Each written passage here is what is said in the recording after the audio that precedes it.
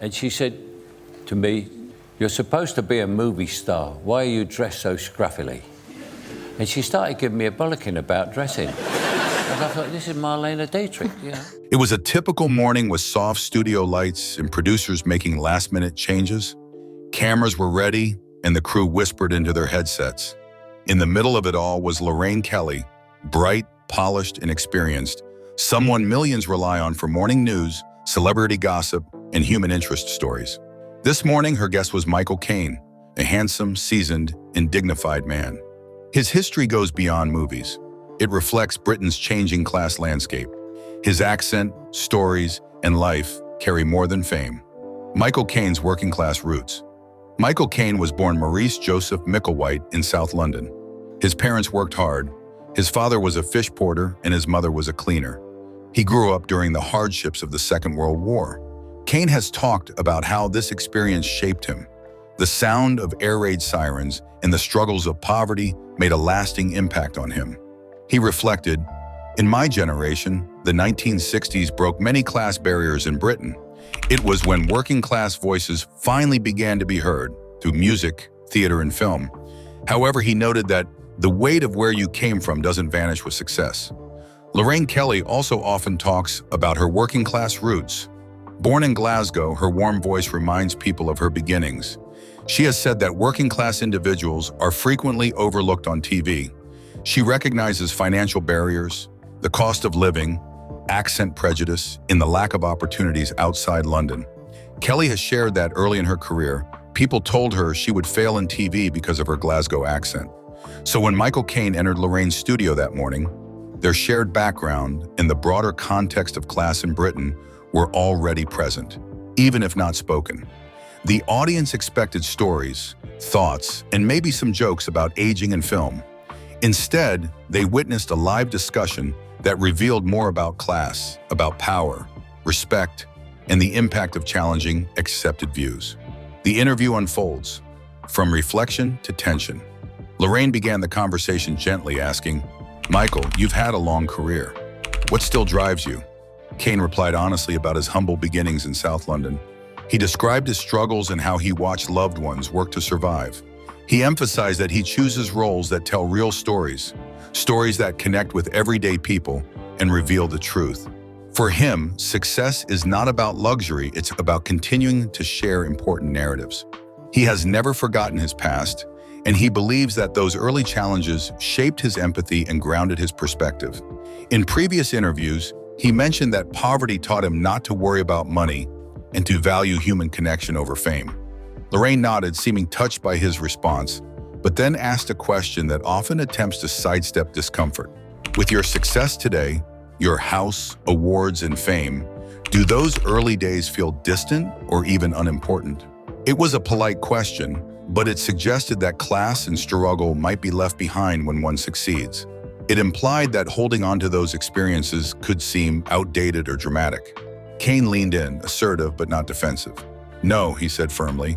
"Success doesn't erase what shapes you, it highlights it. I know struggle. I remember not having enough, seeing my mother fight, and facing judgment for my accent and clothes. Those memories stay with me." He talked about remembering the pain and how those experiences taught him kindness, humility, and the importance of representing those often overlooked. By telling their stories, you honor them, and in honoring them, you become more authentic, not less. The turning point, Lorraine's objection and Caine's response. Lorraine paused and gently objected. "Perhaps the past has been repeated too often," she suggested. "Audiences might grow tired of hearing about struggle when there are successes to celebrate. Maybe people expect glamour now. When you become an icon, your story of hardship can become a burden rather than a source of strength in the public's perception." That's where the tension shifted, making the atmosphere in the room feel sharper. Caine's eyes hardened slightly, not in anger but in resolve, because he had encountered that question before. Whether a humble origin is now merely a performance, and whether clinging to a working-class identity is disingenuous. He spoke about the 1960s, when class boundaries were enforced normally. Accent prejudice, exclusive schools, and expectations that working-class individuals should stay in their place. In those years, he said, People from backgrounds like mine were often relegated to roles as servants or side characters. Leading roles demanded that you change your accent and hide your origins. But things changed. People like me demanded equality. That talent, voice, and experience matter more than background. Lorraine asked, "Do you think sometimes people want new stories?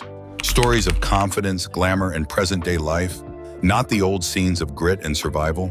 She questioned whether repeatedly telling stories of poverty could feel like seeking pity rather than sharing truth.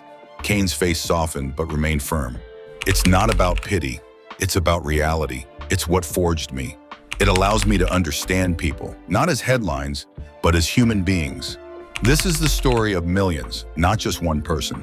It gives art meaning, and to pretend it's irrelevant is to ignore the existence of those people."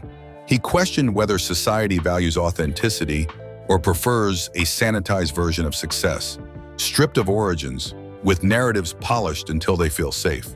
Lorraine tried to redirect the conversation. "Perhaps I misphrased my question. I wanted to highlight present successes rather than dwell on the negatives." She aimed to reassure him that success does matter, that glamour is not shallow, and that current projects, luxury, and awards are significant too. Yet the tension persisted. For Caine, this was not about dismissing glamour, but about refusing erasure. He stood up, unclipped his microphone, and placed it on the table. "I think I've said all that needed saying, Must," he stated, neither as a threat nor in anger, but as a boundary, a statement, a truth. He left the studio, leaving behind more than just cameras and lights. He left behind a question: what makes a story worth hearing? Who decides whether someone's origins are a thing of the past or a foundational aspect of their identity? Are memories of poverty, struggle, and working-class identity things to discard or to honor? Once the door closed behind him, the silence in the studio was more than just an absence of sound. It echoed something deeper: expectations, unspoken assumptions, class, and power. Lorraine remained seated, the camera still rolling. Her face displayed traces of shock, discomfort, and perhaps a touch of self-awareness. Something had shifted: the wider landscape, class in modern Britain. To understand this issue better, we must examine the broader landscape. In recent years, there has been a significant discussion in Britain about diversity, not only concerning race and gender, but also class. Voices like James Graham, the playwright behind shows like Sherwood, have argued that socioeconomic background should be treated as an essential inequality. He pointed out that working-class representation in the TV and film industry is still alarmingly low. Only about 8% of people in British TV production come from working-class backgrounds. This isn't just a statistic, it reflects which voices are heard. Lorraine Kelly has acknowledged that while progress has been made regarding race and gender, class remains the overlooked aspect of the conversation. She warns that working-class young people are being left behind, especially since London, the heart of the industry, has become too expensive to navigate. The costs of rent, transport, and daily living make it nearly impossible for individuals without financial backing to break into the industry. Lorraine has shared her own experience of being told that she would never succeed with her Glasgow accent. She recognizes how fortunate she was to receive her first opportunity. For her, class barriers are very real and continue to exclude many talented individuals. Michael Caine has been expressing similar sentiments in his own way for decades. Having been born into poverty in South London, he never abandoned his Cockney accent, despite casting directors insisting that it would limit his career. While this choice cost him specific roles, he refused to erase his origins. He has discussed the 1960s as a time that opened doors for working-class talent, thanks to grammar schools, cultural shifts, and new voices in cinema. However, he has consistently emphasized that progress does not mean ignoring one's roots. So when Lorraine, during a now infamous interview, attempted to redirect the conversation by stating, "Let's talk about your latest work. Focus on where you are now," it was not simply a topic shift. For Caine, it represented another effort to dictate which aspects of his identity were acceptable.